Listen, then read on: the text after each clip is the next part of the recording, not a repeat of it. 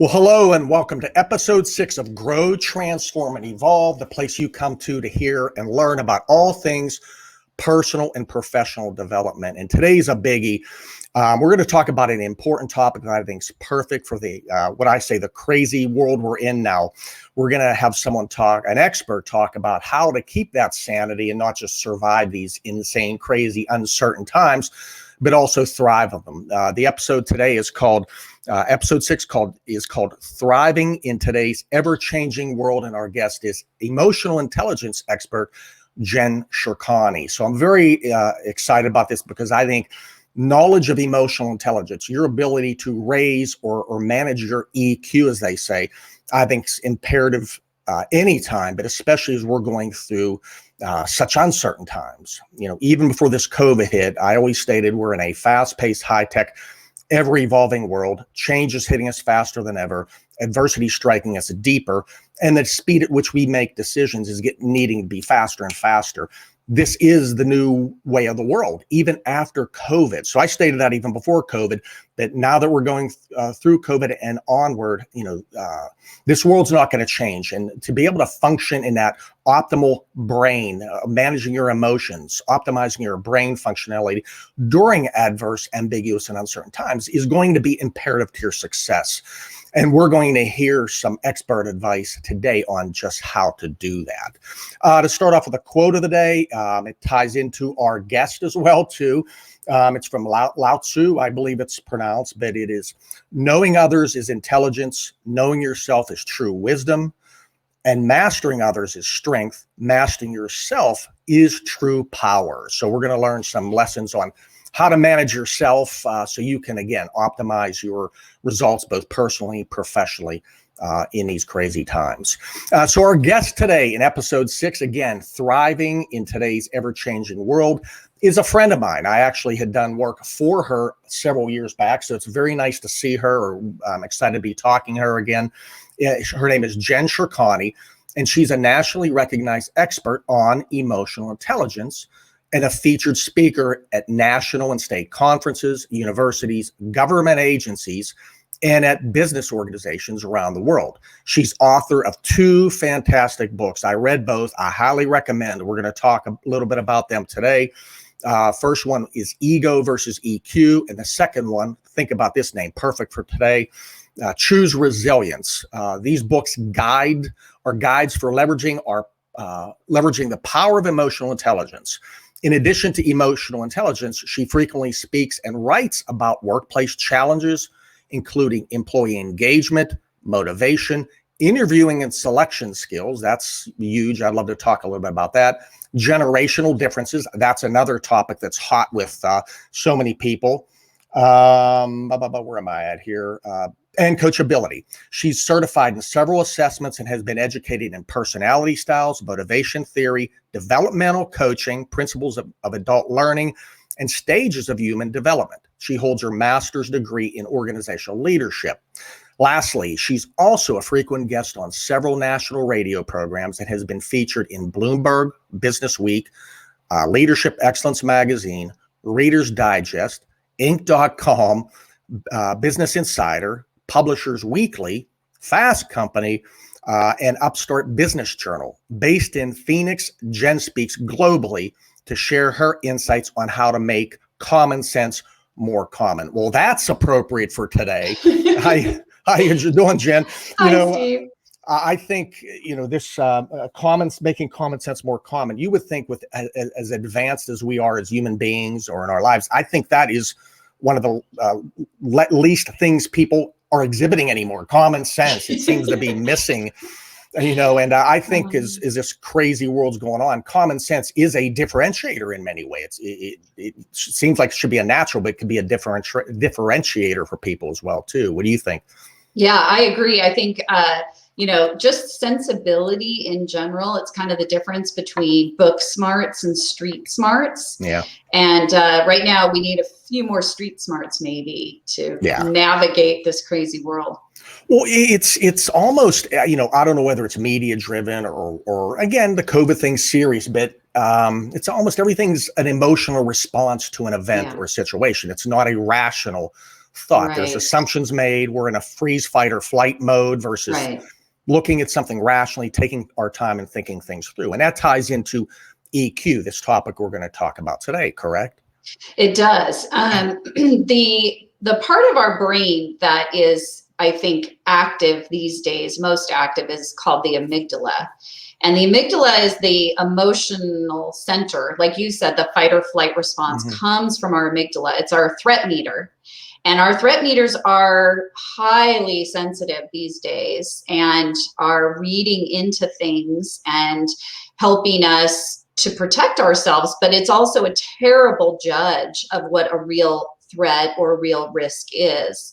So there's been a lot of studies on the brain and how the brain works and how it responds. And there was one study done where they actually discovered that the reaction to a hypothetical workplace stress response is the exact same one as if you're out in the woods and a bear is coming at you. So you have that same reaction no matter what the actual situation is. It's your perception of it, I guess. Is that fair to say?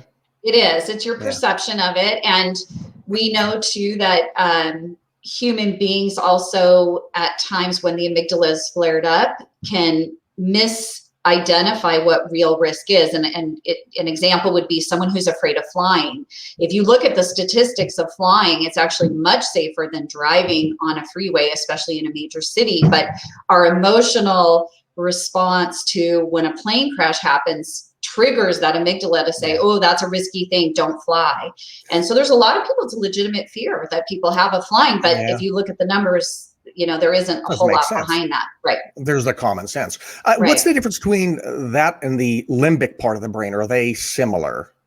They're similar. Yeah. So the amygdala is part of the limbic system, and that means it's connected to your nervous system. It's your trigger, what triggers your adrenaline and your heart rate and how you respond to things. So it ties also to memory. So your brain, like when a traumatic event happens, your brain is like, remember this, right? So that's why you get triggered sometimes. So understanding that and understanding your triggers can be really helpful self-knowledge. And that part of your brain does not develop through time, right? It is what you're born with. It does not develop. So that was great when we were babies. We were hungry, cried. We knew to go get or have our parents feed us or whatever that was. But it's not useful when we're trying to make rational, reasoned decisions, correct? Correct. Exactly. They believe it's actually like the oldest part of our brain. It's like the prehistoric, been there from the dawn of time part of the brain. So it's something that you can't necessarily train differently, but you can manage, again, knowing when you're triggered and then how to talk yourself out of the amygdala hijack. Gotcha. Just to summarize something, we'll come back to that because I want to cover a couple things first, but is it fair to say that people with high emotional intelligence function at a higher level of their brain? They don't fall into that emotional state of freeze, fight, or flight. They're more aware of those triggers and responses in themselves, so they can better, when something's happening, they're prepared to deal with it rationally, not emotionally. Is that fair to say? It is. Yeah. They do a better job of recognizing the warning signs so they can do things to help themselves before they get fully triggered. And then also recovery after being triggered is another sign of emotional intelligence. They've done research that says the higher your EQ, the quicker you'll recover from being hijacked too. Okay. So if I know, if there's something, let's say it's a person that can make me angry. I know there's several of them, and this person makes me angry. So I know that's a trigger. This person, I let this person bother me. I get angry about it, or I shut down about it. I'm in that emotional state where I'm not thinking clearly. If I have higher EQ, I'm going to be more cognizant that person can irritate me. So I'm going to be able to self-manage through that. But secondly, if I make that mistake, let that trigger take over and I get angry, if I have high EQ, that I'm going to be able to get out of that anger sooner rather than later. Is that fair to say? Yeah, exactly. And I think the more easily you're triggered and the more easily you're offended, the more easily you can be manipulated.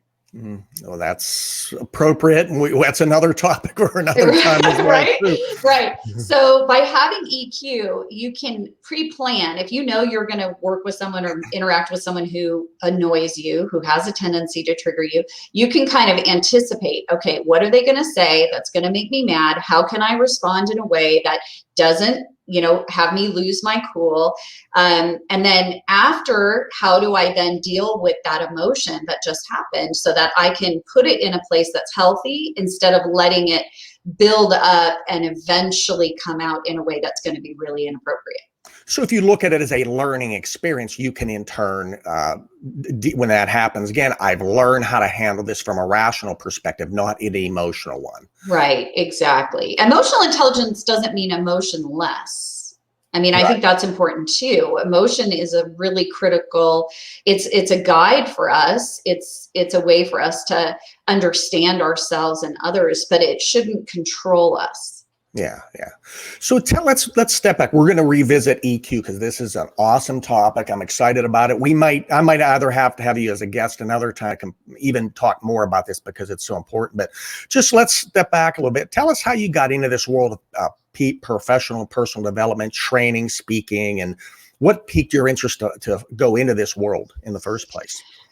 I got my first job being in some kind of training and development role when I was about 25. I worked in a retail organization, a pretty large one, and they had an opening in this department to train new employees and thought I would be good for it. And I was, in college at the time, and I was like, sure, I'll do that. I had no training. I didn't know what I was doing exactly, but I ended up really enjoying it a lot and discovered that it was actually a career, that there was a whole industry around professional development. Yeah. So I ended up pursuing that and made my way into organizations that had a full-time learning and development group where we were doing ongoing training and workshops and internal consulting and things like that. And I worked in a couple of different industries, retail, manufacturing, pharmaceuticals, and then ended up going out on my own and starting my own business 22 years ago. And since then, I have been continuing on working with organizations and particularly leaders and helping them develop to be stronger and more effective. Yeah. And I'm going to say this, Jen and I'm going to say this about myself too. We don't work a day in our lives anymore. Because Right. we love what we do. It's not that we don't work, but we love what we do. It doesn't feel like it, right, Jen? I mean, that's right. You have a natural passion for it. It exudes when you're engaging people in a talk. I've seen her speak. I've seen her facilitate workshops, and the passion just comes out. And it's apparent you're doing what you should be doing, or what whoever put us on earth meant you to do. I feel the same way. Yeah. So let's talk about what is EQ? What drew this whole interest in emotional intelligence? What drew you to it? What is EQ? As we said in our talk prior, I do workshops all the time, and I always ask people, what's emotional intelligence? Or have you heard of EQ, emotional intelligence? 95% have heard it. When I say, can you tell me what it is? 95% cannot.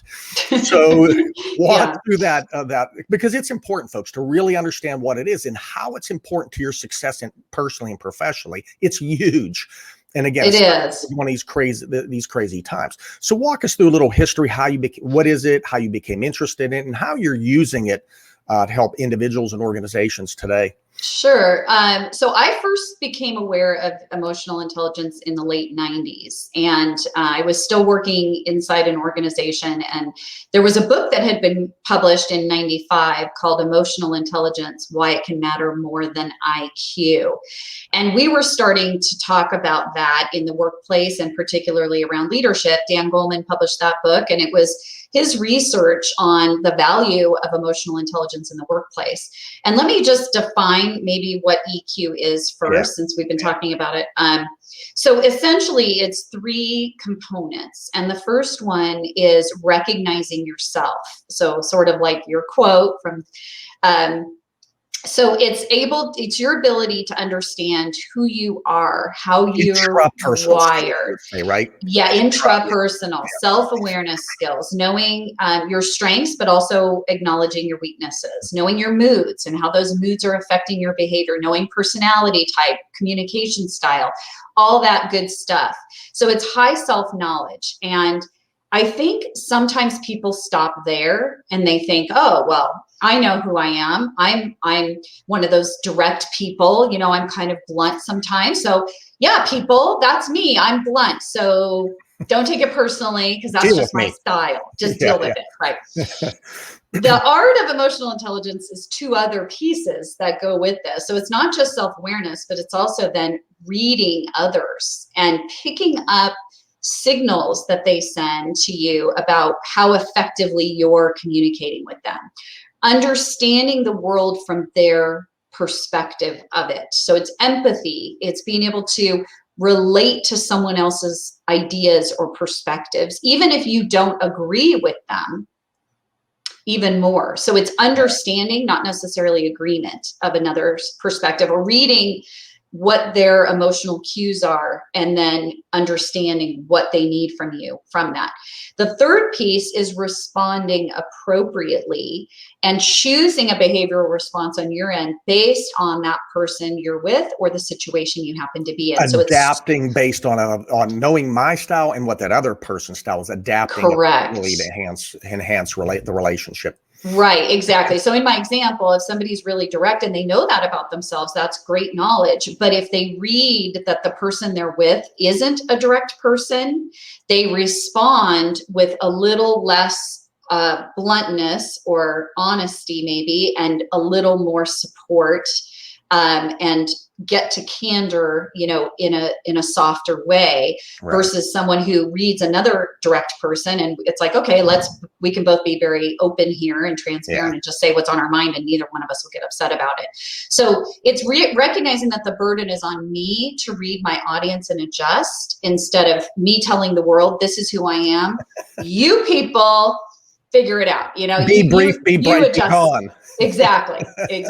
That's what I do. A lot of workshops with behavioral assessments, and that's what the typical dominant style will say. You know, when you come talk to me, be brief, be bright, be gone. And yes, I'm like, yeah, that's okay. They know that, but it can't be all the time. No. So putting this together with the emotional side to help people maybe connect the dots. So if I'm that the type A personality, the direct, the dominant type, and I'm prone to anger, I'm getting impatient, I stop delegating, I'll do it myself, but since you guys are too slow, this person's no longer functioning at their optimal state, correct? They're in that emotional state. They are no longer functioning well because they're in an anger mode. Is that fair to say? Exactly. So they're not adapting at all. They're kind of in their comfort zone. And that was really the premise of my second book, Choosing Resilience, which is, you know, anytime we're operating in our comfort zone, a lot of times it's at the expense of whoever else we're communicating with. And it sends a message that my comfort is more important than yours. And so it isn't a style that enrolls others and motivates others and encourages them to be part of the team. It looks very independent and it looks very self-centered. Right.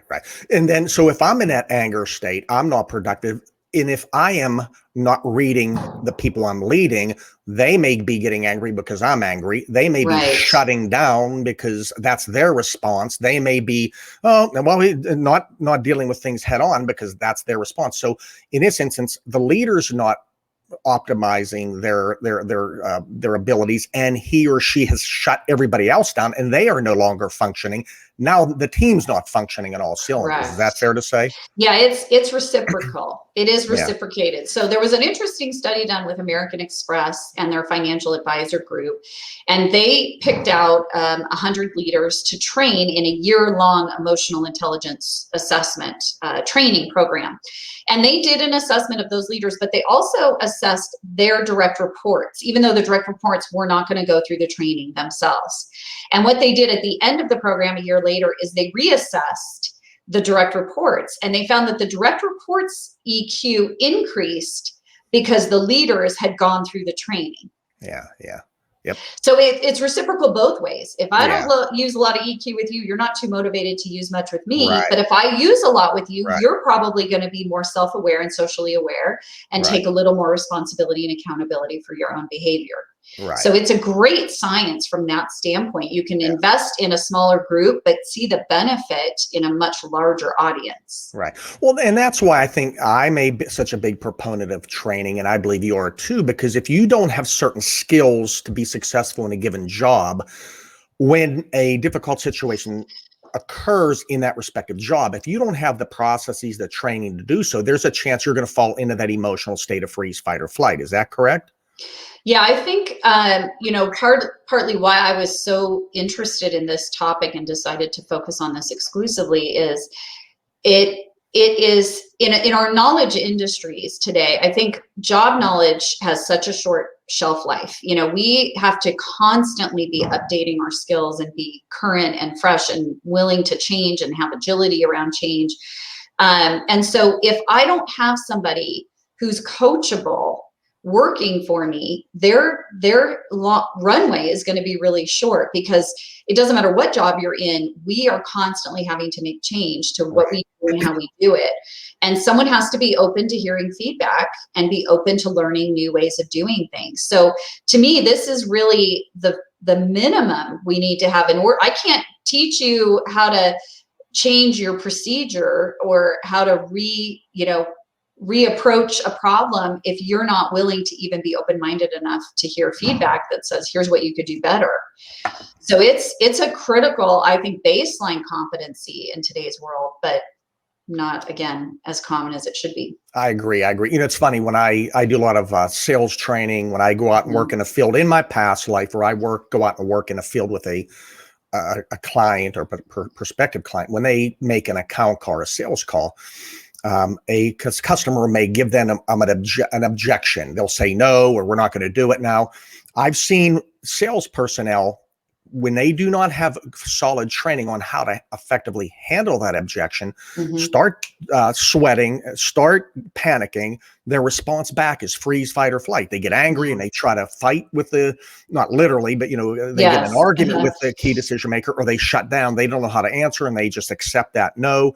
It's because they don't have a foundational skill set of how to deal with someone saying no, an objection, and their response is going to be emotional. If you have such skills on how to handle it, the odds of you thinking rationally, falling back on your training is going to grow, and your chance for success in handling that objection in a positive manner is going to grow as well too. Is that also fair to say? Yeah, it's a lot of it's about impulse control, which is the third R, responding appropriately. And what we have seen is successful salespeople talk less and listen more. And I think when triggered, and you've seen it too, I've ridden along, I've been shadowing salespeople for years, and when they get triggered, their go-to is almost always, let me talk more at you. Let me try and convince you. Let me tell you why this is a bad decision for you to say no.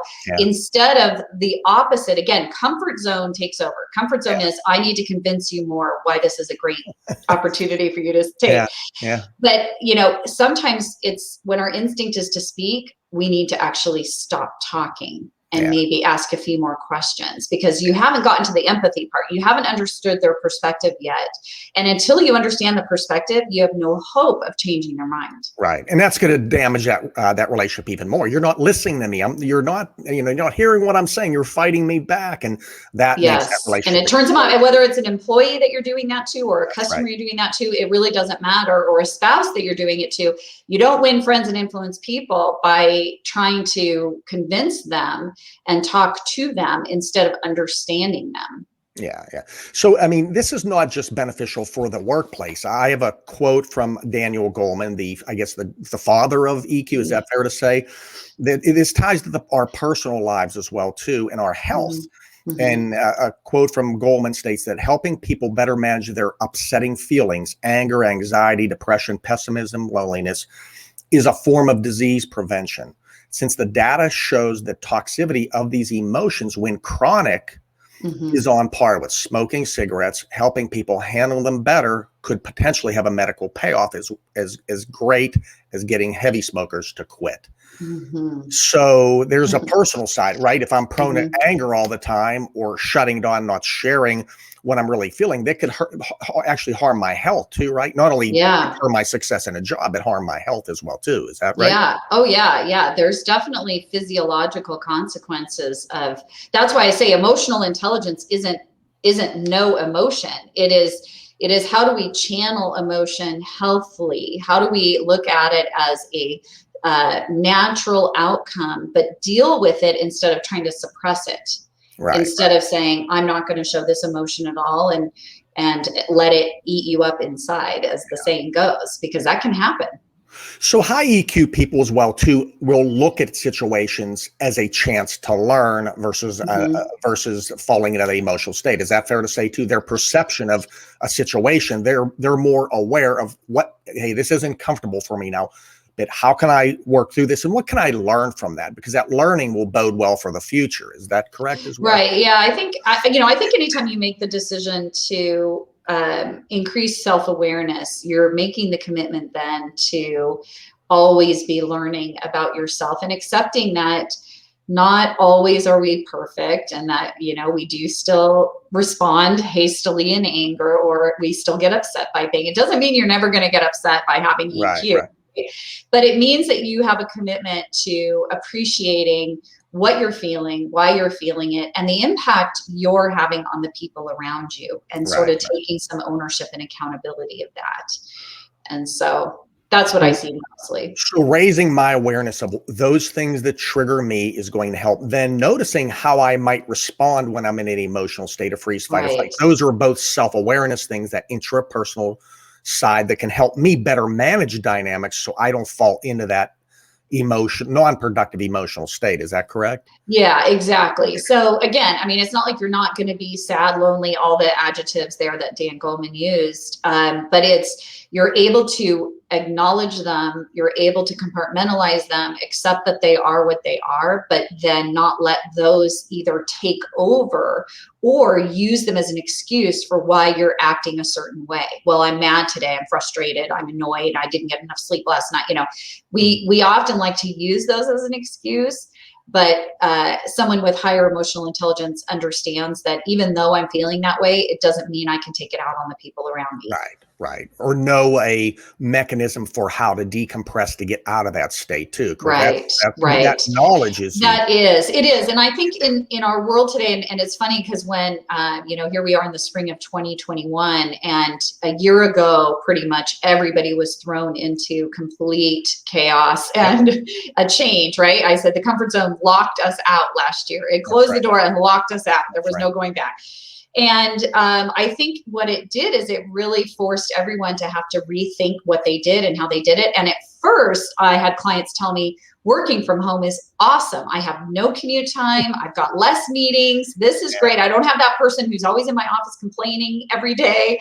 Yeah. But here we are a year later, and my clients are all saying, I'm on Zoom or some computer-based program from 8 in the morning till 8 at night. It never ends. It's at my house. I can't get away from it. I'm booked up. All that commute time is now filled with meetings. And they, you're obviously hearing the same thing. And it's really challenging, but we have to, again, with the self-control piece, to give ourselves those breaks throughout the day, because it's so easy in a back-to-back-to-back schedule to have, let's say something happened in a meeting. It was tough. It didn't feel good. You're still reeling from it emotionally. And then boom, you're into the next meeting. There's no way that emotion isn't going to drag in there with you, right? And then the next one, and then the next one. And so by the end of the day, if you're emotionally exhausted, that's why, because you haven't had an opportunity to kind of decompress, like you said, process what happened in that meeting, come up with a solution or a plan for what you're going to do, and then clear the slate before the next one. So having the self-discipline today to put in breaks on your calendar, to block that time, to be selfish about it, even if it's a 10-minute break, to get up, walk away from the computer, distance yourself from technology, give yourself that mental time to process and just relax. before you head into the next thing can be a huge advantage for some. Absolutely. Absolutely. I work with a Division I college football team with a quarterbacks coach, and we've talked extensively about this. And a similar, I guess it's an analogy or similar story is a quarterback, makes a big mistake, throws an interception. If he gets into that emotional state of anger or mad at himself, goes to the sidelines, well, the next play, there's a fumble. You get the ball back. You have to go back in there, Mr. Quarterback, and you're still angry. You're still frustrated.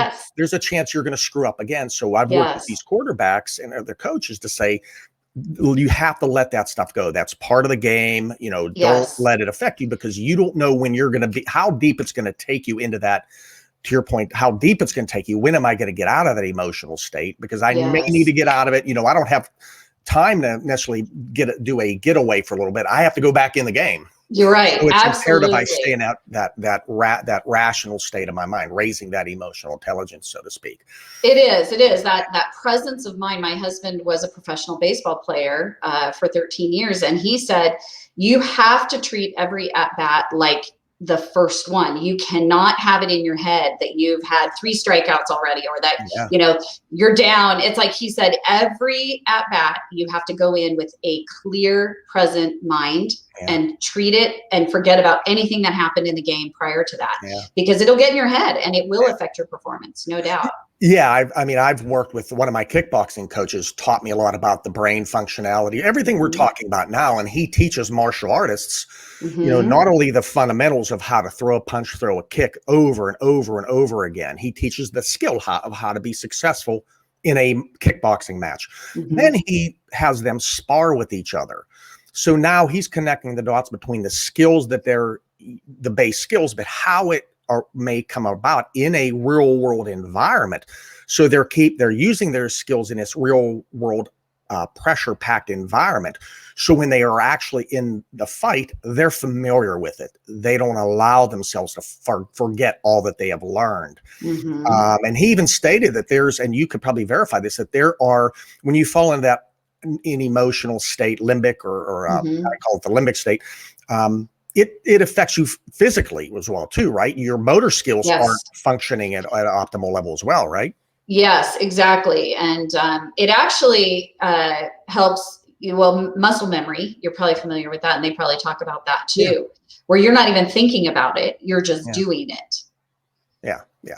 Well, and I do kickboxing now. And when we spar, someone will kick me or throw a punch at me. My automatic response is to, put my head, get that up. That's that muscle memory working. So if I never learned that skill before someone tries to hit me, good chance I'm going to get hit, because I don't know the skill to do that. Muscle memory kicked in. So I'm raising my fight EQ, so to speak, in that instance. Yeah. And it's the result of what we, luckily with technology, we're learning so much more about our brains than we knew before. And they're finding that the brain has actually got a lot of plasticity to it. And we are able to build, like new neural pathways. So when you're doing it without thinking about it, it means your brain has rewired a response to that stimulus.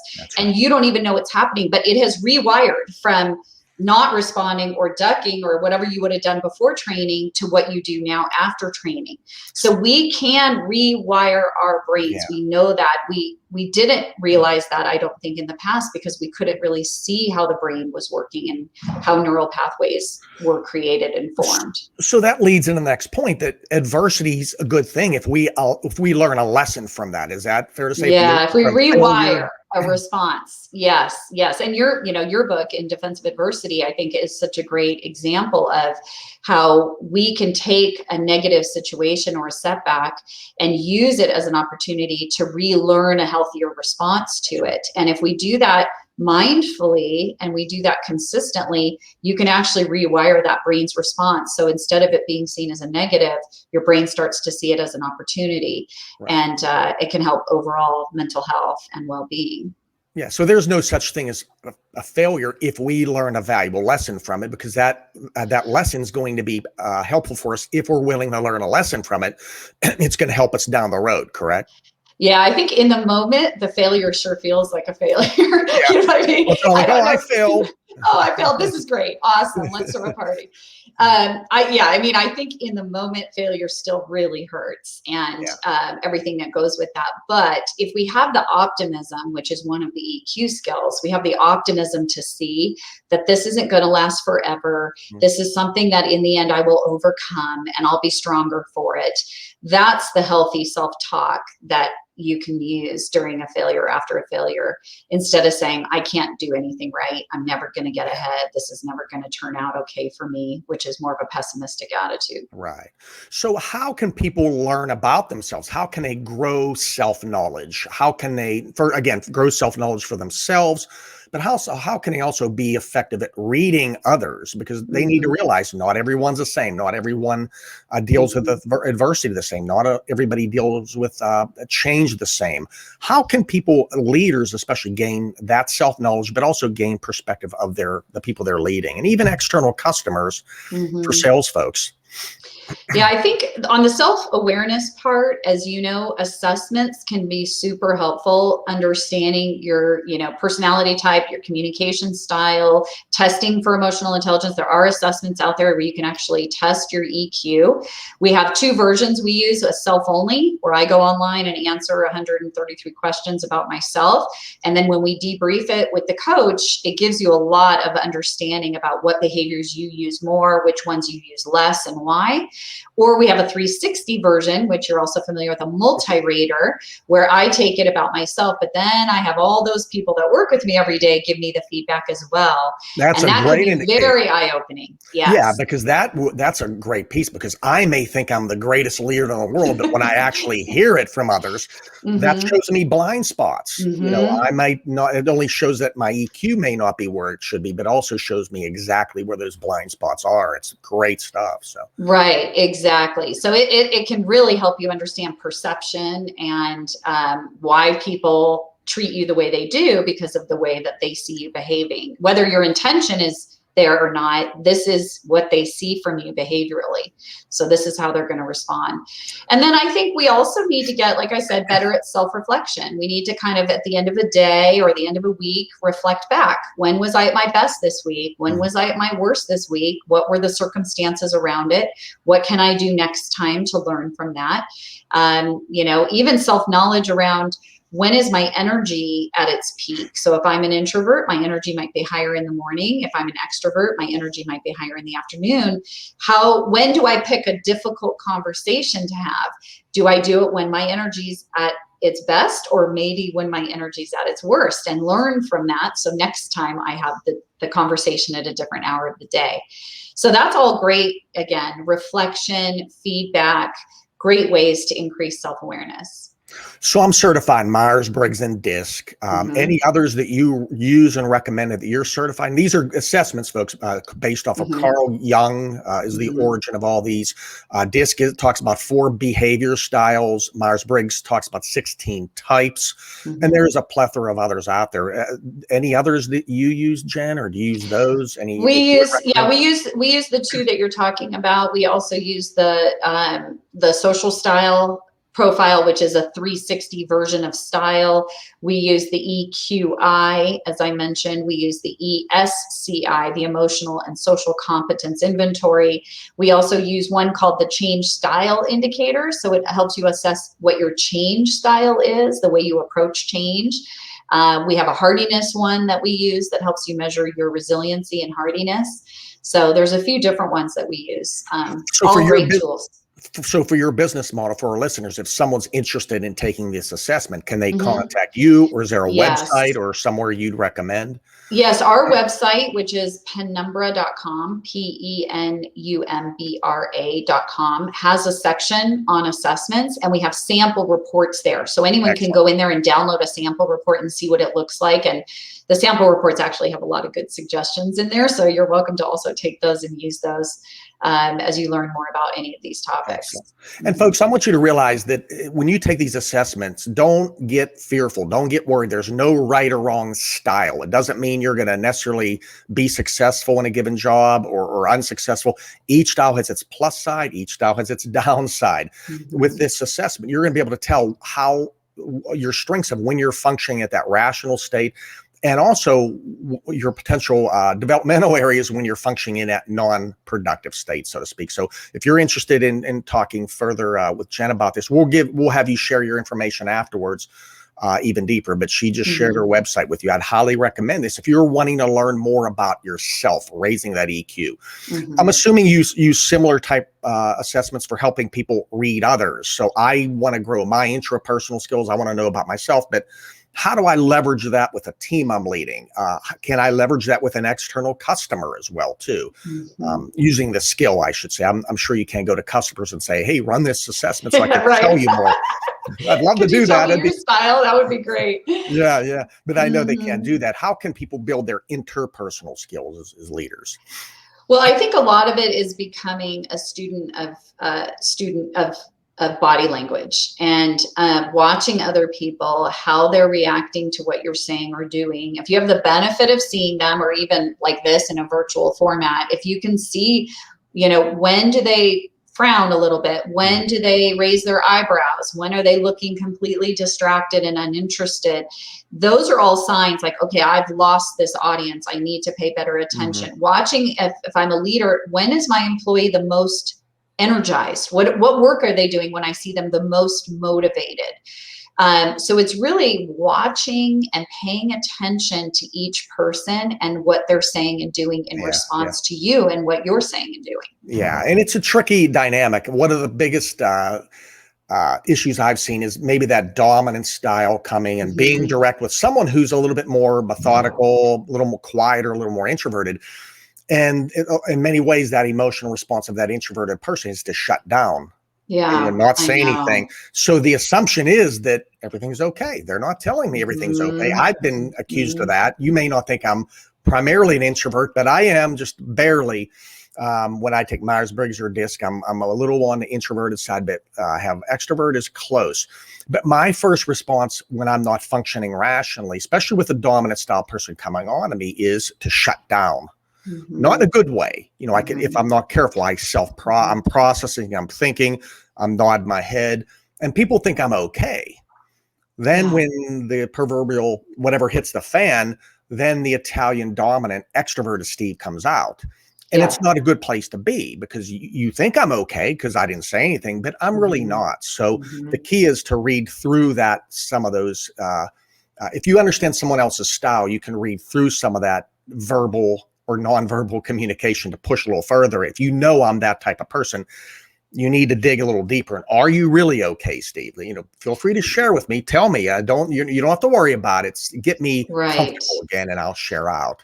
Right, because if my comfort zone, if I'm more dominant and my comfort zone is to speak up and talk, and your comfort zone is to stay quiet, if we're both using EQ, I'm realizing my instinct is to talk, but I need to shut my mouth right now. And your instinct is to stay quiet, but you need to speak up right now. That's right. Imagine how much, effectiveness we can have if we're both getting out of our comfort zones mutually and meeting in the middle there. That's right.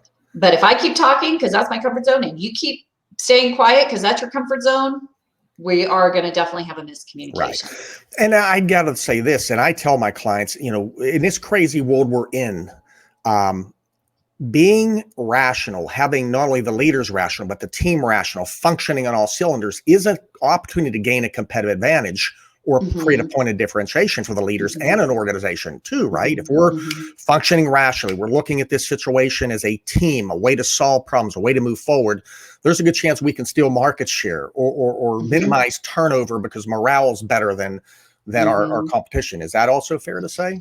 Yeah, that's really been the crux of Dan Goleman's work, is he really focused on EQ in the workplace and leadership effectiveness. So he has a dozen case studies of leaders who have, grown emotional intelligence in the team, and then the benefits that they've seen resulting success-wise from that.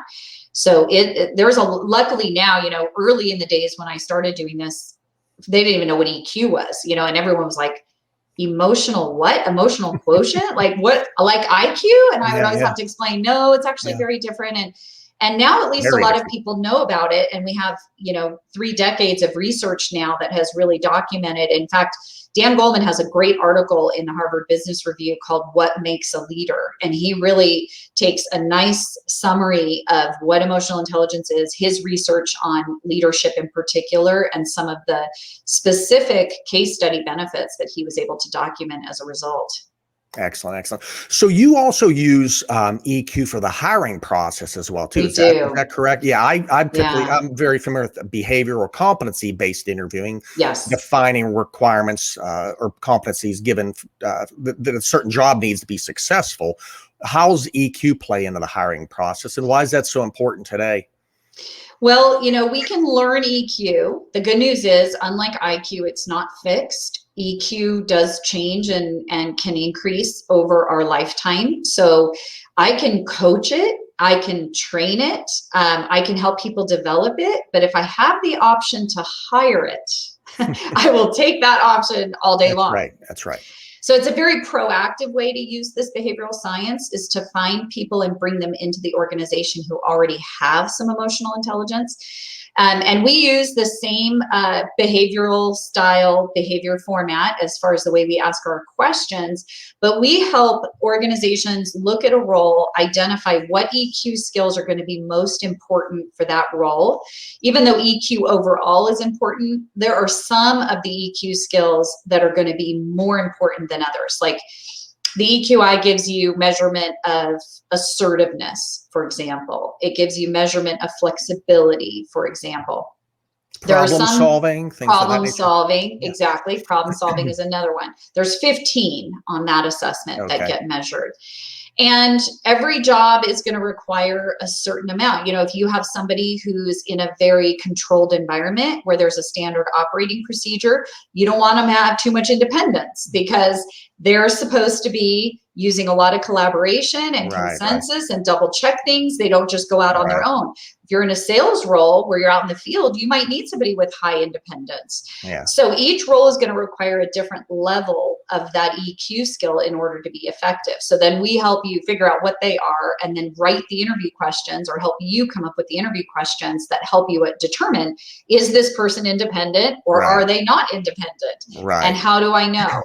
So you can absolutely apply this to interview questions. How do you drive, let's say one of the attributes or whatever you're looking at is, problem solving. How do you verify that that person does actually exhibit good skills to problem solve, or they've done it already? Is that part of your open-ended question process to get the other person talking during that interview?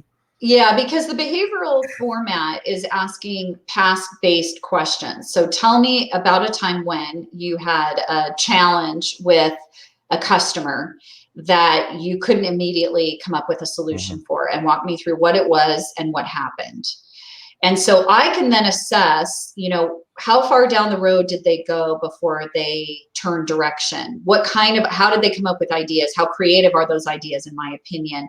Are they someone, again, dependency will show up if they say, well, I went to my boss and asked them for ideas, or I went back into the organization and asked for help, versus someone with high independence would probably try and problem solve right out of the gate on their own. Right. So I'm listening not just for what I think I'm looking for, like problem solving, I'm listening for the other EQ skills. Is there self-awareness in there? Is there empathy in there? Is there independence in there? So it's a whole kind of a package, if you will, of what I'm listening for when I interview. I often talk in my world, I talk about 2 strikes, 2 hits rule and 3 strikes rule, meaning if I hear that person has exhibited great problem solving skills at least twice, I'm fairly certain they do have that skill. If I've been asked questions around it and they can't give it to me 3 times, then I'm figuring they don't exhibit. Is that something similar you do as well too?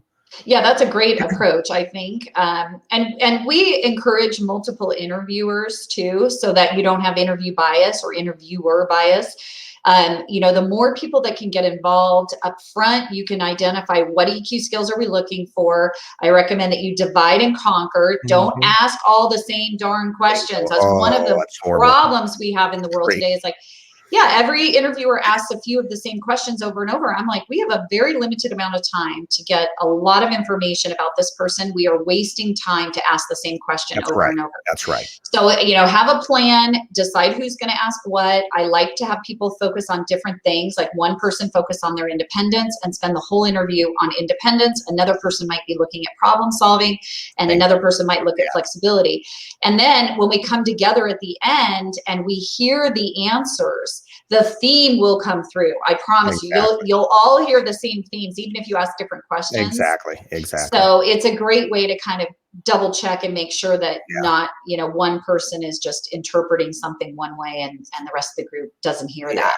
And I'd gather say, a majority of companies do not have a buttoned up process like that. Is that fair to say? It is. Yeah. Unfortunately, not enough people have. Even large companies we work with do not have a standard hiring process. And it's kind of a free for all out there.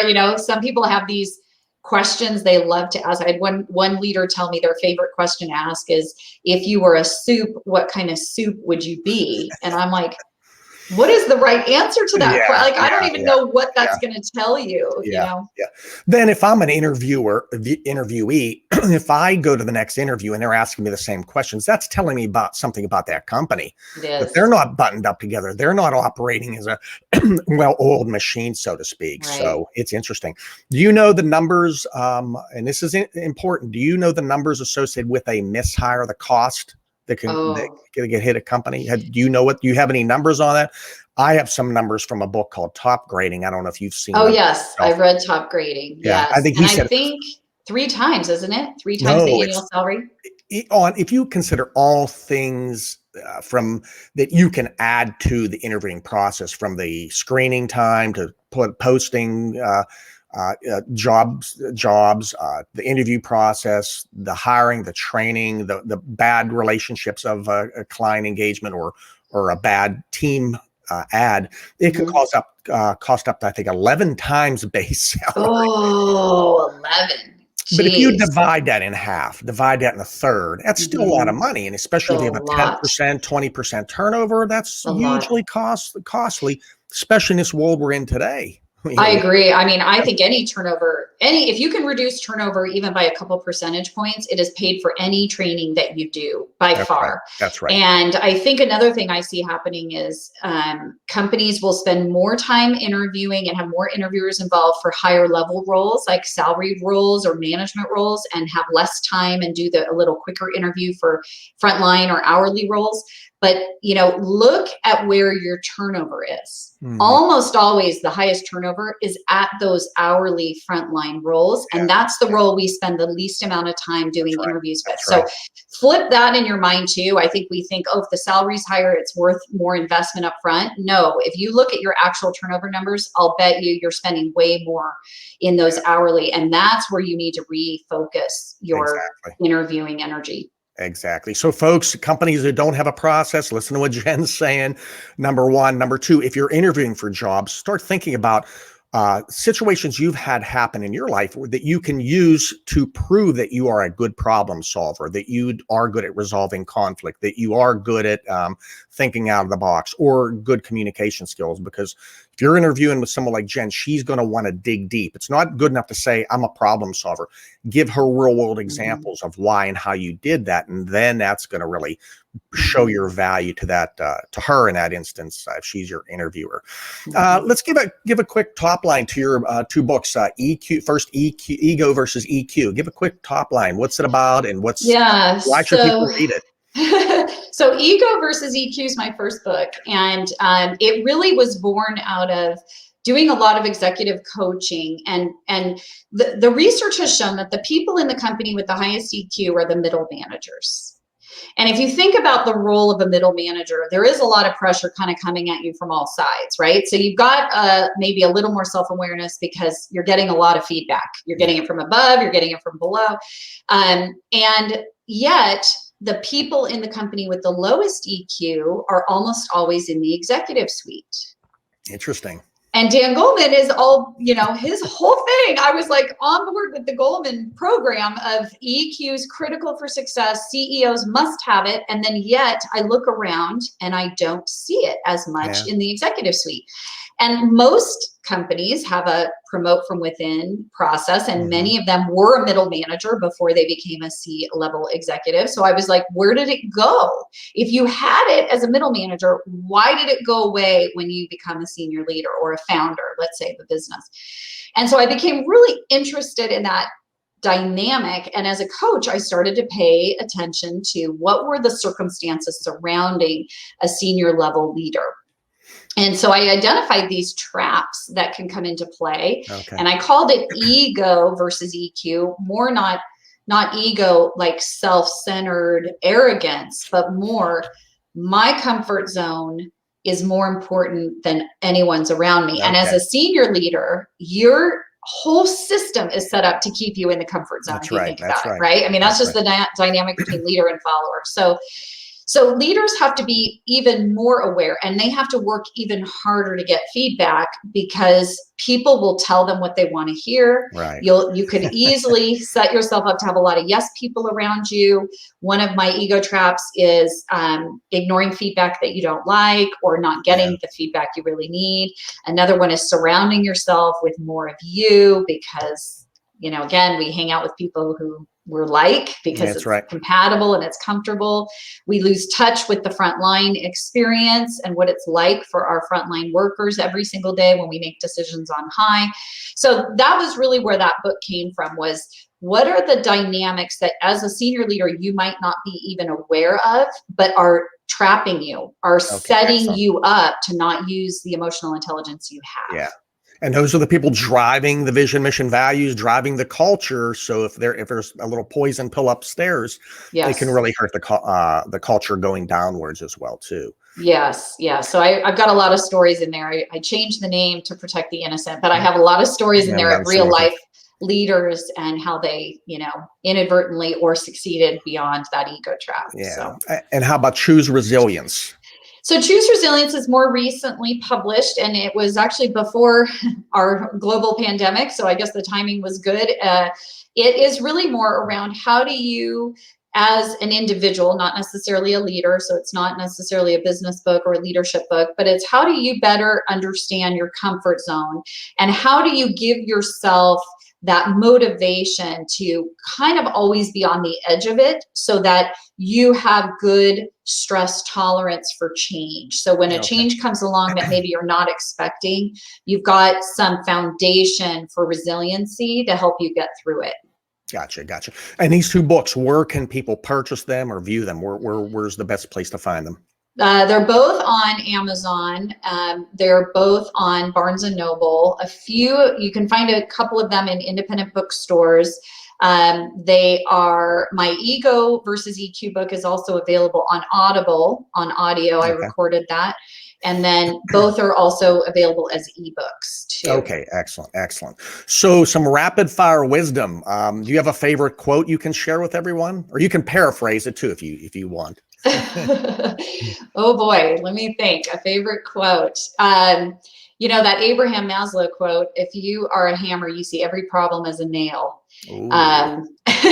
I always think of that one because it definitely, it's not a lot of adaptability. It's seeing every problem the same way, and not a lot of creativity or problem solving. That's right. Excellent. Short and sweet and powerful. It hits you on the head like a hammer.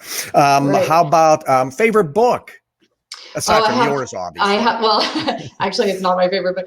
I have a lot of favorite books. The classic book to me is The 7 Habits of Highly Effective People. I still use those principles, right? I mean, that's just, to me, everyone should read that book. Sharpen the saw. Sharpen the saw. Empathy. It's all about empathic listening. And I mean, there's so many good things in that book. I think that's my favorite overall. Yeah. Good. What's a skill set you think everybody should learn? What's the most important skill set? Emotional intelligence. Yeah, I agree. Because I can't teach you anything else if you don't have the self-awareness to know you have weaknesses that need to improve, or the self-control to make change. It's again why I've devoted my career to this, because I think all other skills kind of sit on top of somebody with a foundation of EQ. And especially the time we're in now and where we're heading to, because technology is heading faster. We talk generational dynamics in the workplace, change, ambiguity, uncertainty is the new norm. I hate that phrase, new norm, but it is. And so having a strong EQ for yourself as a leader, an individual, and those people with whom you're engaging with, leading, it's imperative for success down the pike. What's something you do to decompress when you're feeling that emotional, frustrated state? What's something you do to get away a little bit? I whack mitts at a Muay Thai. I punch things. So. Things, yeah. I'm in Arizona, so I have the luxury of being able to be outside all year round. So I definitely like to get outside if I can get out and do a quick hike. I'm not a hiker by any stretch. I'm not a runner, but I definitely like being outside. And if it's warm enough, I will swim. Swimming is my favorite activity to do. So. Excellent. And where do you like going to decompress? I'm assuming out for walks. Any other places? I'm a beach. I'm an exotic. Beach. An island. I'm missing travel right now. I normally travel 50% of the time, and I'm normally traveling all over the world, and I've been landlocked this last 12 months. And so I'm jonesing to get out and see the world again. Where you're at, you can go to Sedona, hard. Probably is a pretty nice place to go and get away. Sedona's beautiful. Yeah. And any final piece of wisdom for folks? I guess I would say learn about EQ. Is that fair to say? Yeah. And I think, if you have a growth mindset and you're always trying to do self-improvement, it's tempting to want to say, I'm going to attack all these things and I'm going to be so much better. I'm going to have more self-awareness and more empathy and more self-control, and I'm going to be my new and improved self. But what we know about emotional intelligence is it's really the small things that you focus on, but very consistently, that have the biggest impact. So don't feel like you have to go out and reinvent yourself, or you have to take on this huge project.